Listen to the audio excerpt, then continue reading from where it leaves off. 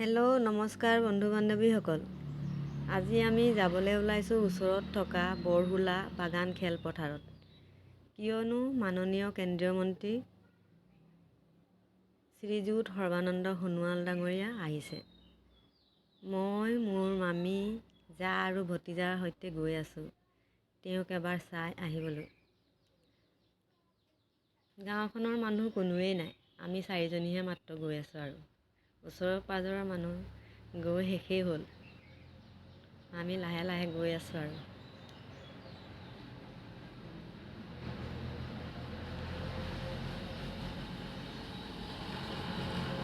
ইমান গৰম নহয়, ইমান ৰ'দ দিছে।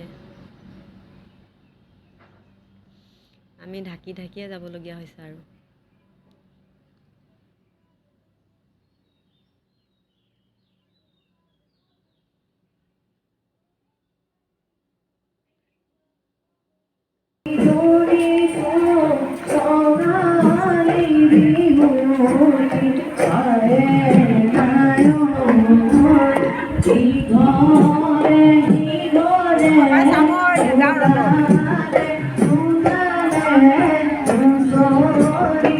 যাব লাগিব, মই যাবই লাগিব।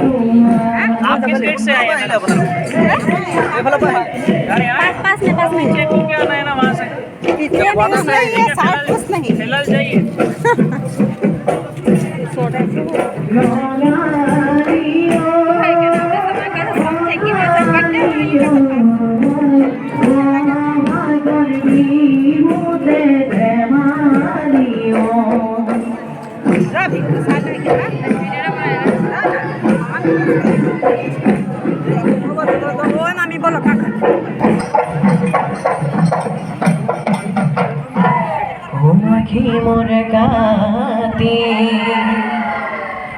মধুলে দি হাজিলো ওই পিপর সলে রে সালু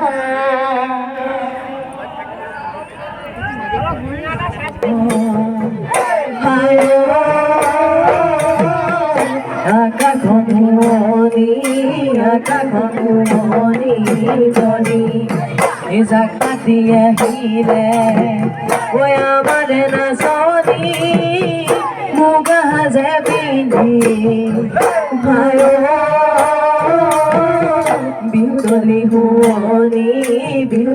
হুৱনি একদি নাচনি পখিলা উৰাতি নাচা নাচনি তাকুৰি ঘূৰাতি আকৌ নাচনি কঁকালো ভাঙি ভাঙি হাতেনো মেলি মেলি নাচা।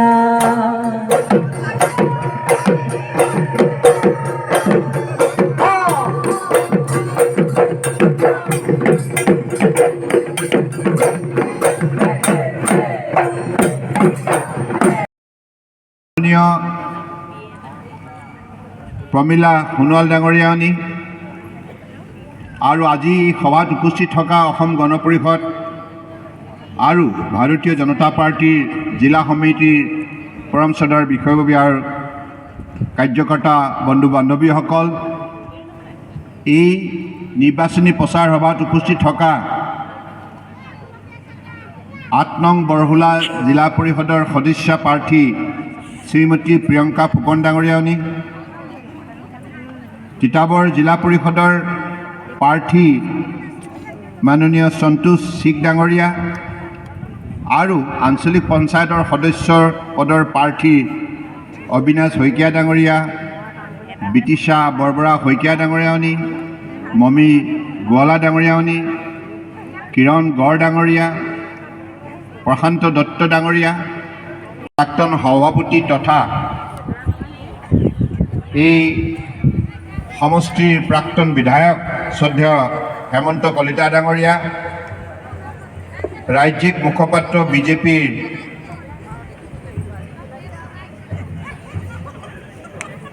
বেনী বৰবৰা ডাঙৰীয়ানী, মণ্ডল সভাপতি বৰহোলা মণ্ডল দেৱজিৎ সোণোৱাল ডাঙৰীয়া, বঞ্চিত হৈছিল প্ৰাপ্য অধিকাৰৰ পৰা। কিন্তু মাননীয় প্ৰধানমন্ত্ৰী ডাঙৰীয়াই ক'লে, নৰেন্দ্ৰ মোদী ডাঙৰীয়াই ক'লে যে আমি প্ৰতিগৰাকী ভাৰতীয়ক যেতিয়ালৈকে অৰ্থনৈতিকভাৱে সবল কৰিব নোৱাৰোঁ, উপাৰ্জনৰ ক্ষেত্ৰত স্বাৱলম্বী কৰিব নোৱাৰোঁ, তেতিয়ালৈকে ভাৰত ৰাষ্ট্ৰক শক্তিশালী কৰাটো সম্ভৱ নহয়। সেইবাবে তেখেতে প্ৰৱৰ্তন কৰিলে প্ৰতিগৰাকী হিতাধিকাৰীৰ নামত বেংকৰ একাউণ্ট থাকিব লাগিব। দিল্লীয়ে সেই হিতাধিকাৰীৰ নামত অসমত বসবাস কৰা, তিতাবৰত বসবাস কৰা হিতাধিকাৰীৰ নামত যিমান টকা ধাৰ্য কৰিব দিল্লীয়ে, সেই টকা শতকৰা 100% যাতে হিতাধিকাৰী একাউণ্টত জমা হয়, তাত যাতে কোনো মধ্যভোগীয়ে আত্মসাৎ কৰিব নোৱাৰে। এই ব্যৱস্থা স্বচ্ছ আৰু নিকা হোৱাৰ বাবে আজি আপোনালোকে নিজেই চাইছে যে আপোনালোকৰ নামত সি অৰুণোদয় হওক বা সি চাহ ধন পুৰস্কাৰ মেলাই হওক, যিমানবিলাক আঁচনি, আজি প্ৰাইম মিনিষ্টাৰ আৱাস যোজনাই হওক, যিমান আঁচনি আজি আমাৰ হিতাধিকাৰীৰ নামত তেখেতসকলৰ নামত আবণ্টিত ধন শতকৰা 100% জমা হৈছে। অত্যাচাৰী দুৰ্নীতিৰ যিটো শাসন কলংকিত অধ্যায় নাইকিয়া কৰি আজি স্বচ্ছ আৰু নিকা শাসন ব্যৱস্থা প্ৰৱৰ্তন কৰি ভাৰতবৰ্ষৰ 140 কোটি 84 লাখ লোকক মোদী ডাঙৰীয়াই যেনেধৰণে নিষ্ঠাৰে সেৱা আগবঢ়াইছে, ঠিক তেনেধৰণে অসমতো আজি বিজেপি নেতৃত্বাধীন মিত্ৰজোঁটৰ চৰকাৰখনে ডক্টৰ হিমন্ত বিশ্ব শৰ্মা ডাঙৰীয়াৰ নেতৃত্বত নিস্বাৰ্থভাৱে জনসাধাৰণক সেৱা জনাই আহিছে, সেৱা কৰি আহিছে, যাৰ বাবে আজি অসম শক্তিশালী হৈছে, ফলত ভাৰতবৰ্ষ শক্তিশালী হৈছে, ভাৰতবৰ্ষৰ প্ৰতিখন ৰাজ্য চৰকাৰ শক্তিশালী হৈছে, ফলত আজি বিশ্বৰ পঞ্চম সৰ্ববৃহৎ অৰ্থনীতি হিচাপে আজি ভাৰতবৰ্ষই নিজৰ পৰিচয় দাঙি ধৰিবলৈ সক্ষম হৈছে। এই সফলতাৰ অন্তৰালত আপোনালোকৰ অৱদান আছে। তিতাবৰ গাঁও, চাহ বাগিচা সকলো অঞ্চলৰ ৰাইজৰ অৱদান আছে, অসমৰ 3,40 লাখ লোকৰ অৱদান আছে। সেইকাৰণে কোৱা হৈছে সবকা সাথ সবকা বিকাশ।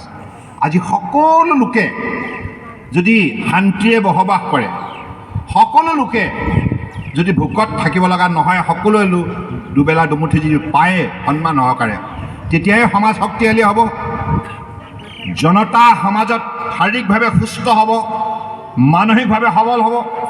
যদি জনতাৰ দৰিদ্ৰ সীমাৰেখাৰ তলত অৱস্থান কৰিব লগা হয়, ৰাতিপুৱা চাউলখিনিৰ কথা, গধূলি চাউলখিনিৰ কথা যদি ভাবি পেলাই ভাৰাক্ৰান্ত হ'ব লগা হয়, তেতিয়া সমাজ পৰিয়াল কেতিয়াও শক্তিশালী হ'ব নোৱাৰে।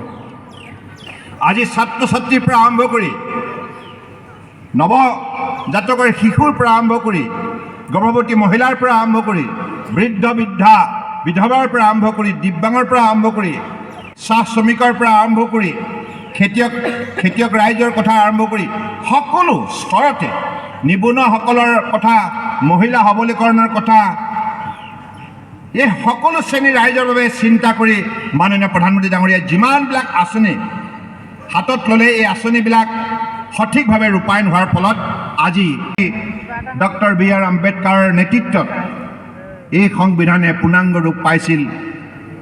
আৰু সেইবাবে তেখেতক কোৱা হয় ভাৰত সংবিধানৰ পিতা, ফাদাৰ অফ ইণ্ডিয়ান কনষ্টিটিউশ্যন।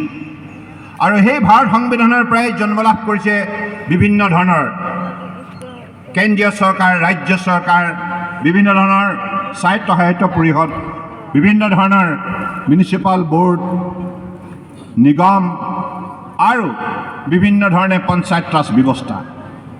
গতিকে আজি এই শাসন ব্যৱস্থাৰ মূল লক্ষ্য হৈছে জনসাধাৰণক শক্তিশালী কৰা, সামাজিকভাৱে, ৰাজনৈতিকভাৱে, অৰ্থনৈতিকভাৱে, শৈক্ষিকভাৱে আৰু সকলো খণ্ডতেই, শ্ৰমিক হওক, খেতিয়ক হওক, সকলো খণ্ডতেই যাতে আমাৰ নাগৰিকসকলে নিশ্চিতভাৱে সামাজিক ন্যায় পাবলৈ সক্ষম হয় আৰু সকলো শ্ৰেণীৰ ৰাইজে যাতে সমমৰ্যাদা লাভ কৰিবলৈ সক্ষম হয়, সম অধিকাৰ যাতে সকলোৱে ভোগ কৰিবলৈ সক্ষম হয়, সেই লক্ষ্যৰে পঞ্চায়ত ৰাজ ব্যৱস্থা প্ৰৱৰ্তন কৰা হৈছে। গতিকে আজিৰ তাৰিখত ভাৰত চৰকাৰ আৰু অসম চৰকাৰ কাম কৰাৰ এটা শক্তিশালী বাতাবৰণ সৃষ্টি হ'ব পাৰে। গতিকে ৰাম ৰাজ্য প্ৰতিষ্ঠা কৰিব লগা হ'লে পঞ্চায়ত ৰাজ ব্যৱস্থা স্বচ্ছ নিকা আৰু এই পঞ্চায়ত ৰাজ ব্যৱস্থাৰ যোগেদি আমি ভাৰত মাতা কি भारत माता की